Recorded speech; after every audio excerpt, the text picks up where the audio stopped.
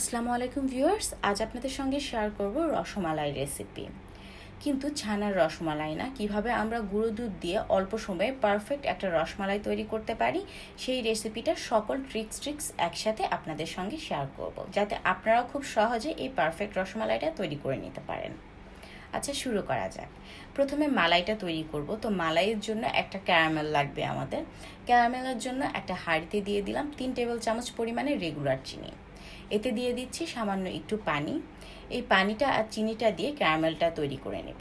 কিন্তু ক্যারামেলটা তৈরি করার সময় চামচ দিয়ে নাড়াচাড়া করা যাবে না, এতে করে চিনিগুলো শক্ত হয়ে যেতে পারে আর পারফেক্টলি ক্যারামেলটা তৈরি নাও হতে পারে। এই ক্যারামেলটা তৈরির মূল কারণটা হচ্ছে যে আমরা খুব অল্প সময় সহজভাবে এই রসমালাই যে একটা মালাই কালার থাকে সেটা নিয়ে আসতে চাচ্ছি। যদিও ট্র্যাডিশনাল ক্ষেত্রে এটাকে অনেক ঘন করে জাল দিয়ে রসমালাইটা তৈরি করা হয়, কিন্তু গুঁড়ো দুধের রসমালাইয়ের ক্ষেত্রে কিন্তু অনেকক্ষণ জাল দেওয়া যাবে না। অনেকক্ষণ জাল দিয়ে যদি আপনারা রসটা ঘন করেন সেক্ষেত্রে মিষ্টিগুলো শক্ত হয়ে যাবে। আচ্ছা, কথা বলতে বলতে কিন্তু এখানে ক্যারামেলটাও রেডি হয়ে গেছে। এবার এই ক্যারামেলটা থেকে লিকুইড গুঁড়ো দুধের সাথে অ্যাড করার পালা। আমি এই রসমালাই তৈরি করতে মূলত টোটাল 3 কাপ পরিমাণে লিকুইড গরুর দুধ অ্যাড করব। তো প্রথমে অল্প একটু দিয়ে এই ক্যারামেলগুলোকে সুন্দরভাবে মিশিয়ে নিচ্ছি। একসাথে সবগুলো দিয়ে দিলে মেশাতে গেলে অনেক সময় ঝামেলা পাকতে পারে, অর্থাৎ এই ক্যারামেলগুলো শক্ত হয়ে যেতে পারে। তো অল্প করে দিয়ে প্রথমে ভালোভাবে মিশিয়ে নিচ্ছি। যখন এগুলি ভালোভাবে মিশে যাবে তারপর হচ্ছে যে আমি পুরো লিকুইড গরুর দুধটা অ্যাড করে দিচ্ছি। এই যে এইভাবে নেড়ে নেড়ে ভালোভাবে মিশিয়ে নেবেন। মেশানো হয়ে গেছে। এবার আমি পুরো লিকুইড গরুর দুধটা এখানে অ্যাড করে দিচ্ছি। আমি আবারও বলছি, আমি এখানে টোটাল 3 কাপ ব্যবহার করেছি।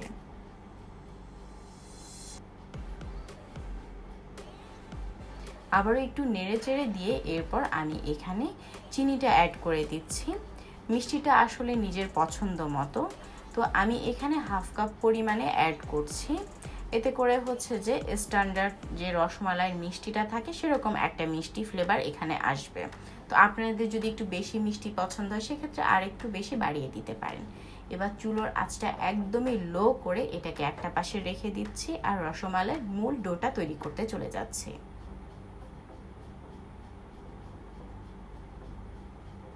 মূল মিশ্রণটা তৈরি করার জন্য এখানে 1 কাপ পরিমাণে নিয়ে নিলাম গুঁড়ো দুধ।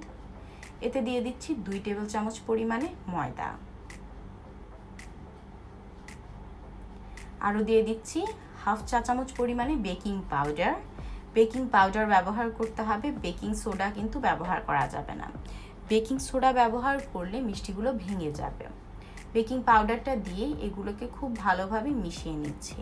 প্রথমে শুকনো উপকরণগুলো আলাদা করে মেশালে খুব সহজে মিশে যায়, তাই আমি প্রথমে শুকনো উপকরণগুলো দিয়েছি। তারপর লিকুইড ইনগ্রেডিয়েন্টসগুলোর মধ্যে প্রথমেই দিয়ে দিচ্ছি ঘি।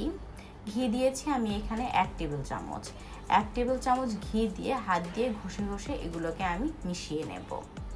এইভাবে হাত দিয়ে ঘষে ঘষে মেশাতে হবে, যাতে করে কোথাও কম বেশি না হয়, পারফেক্টভাবে মিশে যায়।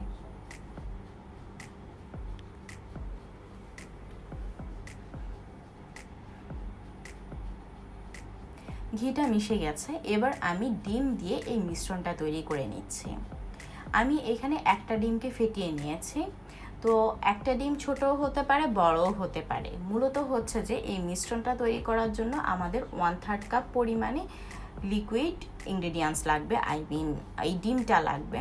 তো অনেকের মনে প্রশ্ন জাগতে পারে যে ডিম ছাড়া কি মিষ্টিটা হবে না? হ্যাঁ, ডিম ছাড়াও হবে। সেক্ষেত্রে আমরা লিকুইড গরুর দুধ ব্যবহার করতে পারি, কিন্তু ডিমটা দিলে মিষ্টিটা যতটা পারফেক্ট হয় লিকুইড গরুর দুধটা ব্যবহার করলে ততটা পারফেক্ট হয় না। তাই আমি সাজেস্ট করব ডিমটা ব্যবহার করার জন্য। আচ্ছা, ডিমটা দিয়ে যখন মিশিয়ে নেবেন তখন মিশ্রণটা ঠিক এরকম আঠালো হবে, মনে হয় যেন হাত থেকে সরতেই যাচ্ছে না। তো ব্যাপার না, এই পর্যায়ে আমি এই মিশ্রণটাকে 2-3 মিনিটের জন্য একটা পাশে রেখে দিচ্ছি। 2-3 মিনিট পর হাতের মধ্যে একটু ঘি লাগিয়ে নিয়েছি আর হাতটাও পরিষ্কার করে নিয়েছি। তারপর এটাকে এরকম রসমালাইয়ের শেপ দিয়ে দিচ্ছি। আমি একটু বড় করে লম্বা করে তৈরি করছি, আপনারা চাইলে কিন্তু একদম ছোট ছোট করেও তৈরি করতে পারেন। আমার কাছে এই শেপটাই ভালো লাগে। একইভাবে আমি সবগুলো তৈরি করে নেব। তো এক্ষেত্রে আরেকটা ছোট টিপস হচ্ছে, আপনারা কিন্তু এই মিশ্রণটাকে খুব বেশি সময় ধরে রেখে দিবেন না। ঠিক যতক্ষণ পরে এরকমভাবে শেপ করা যায় ততক্ষণ পরে এগুলোকে একটু বানিয়ে ফেলবেন।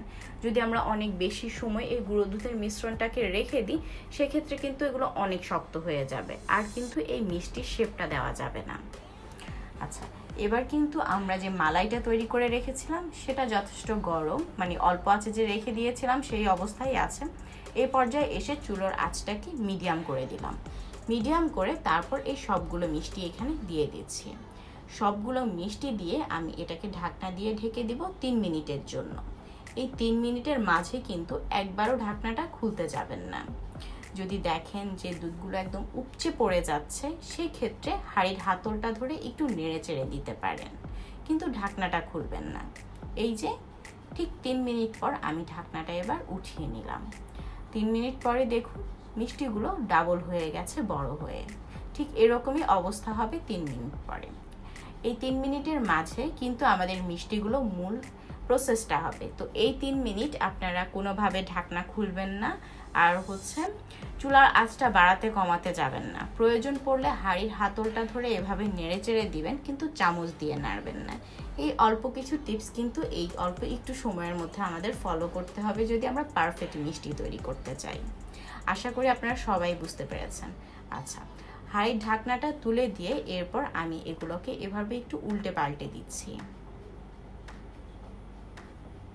আর এই কাজটাও কিন্তু একটু আলতো হাতে করতে হবে, কারণ এই পর্যায়গুলো অনেক নরম আছে।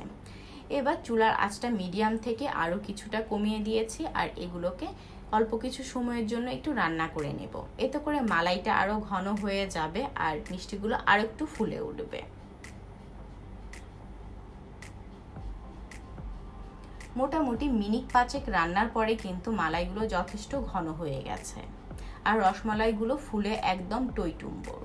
পরিবেশনের জন্য কিন্তু আসলে একদমই রেডি।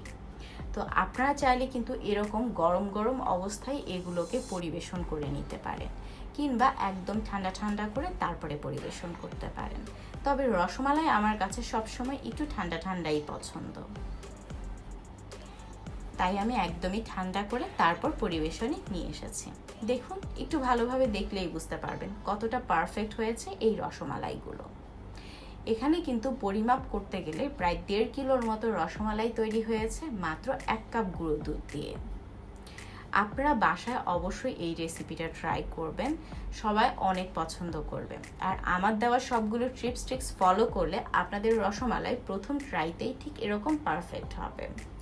ধন্যবাদ সবাইকে। আবারও ফিরে আসবো নতুন ভিন্নধর্মী কোনো আয়োজন নিয়ে। আজকের জন্য আল্লাহ হাফেজ। সবাই ভালো থাকবেন, সুস্থ থাকবেন, আর সবার জন্য দোয়া করবেন। আল্লাহ হাফেজ।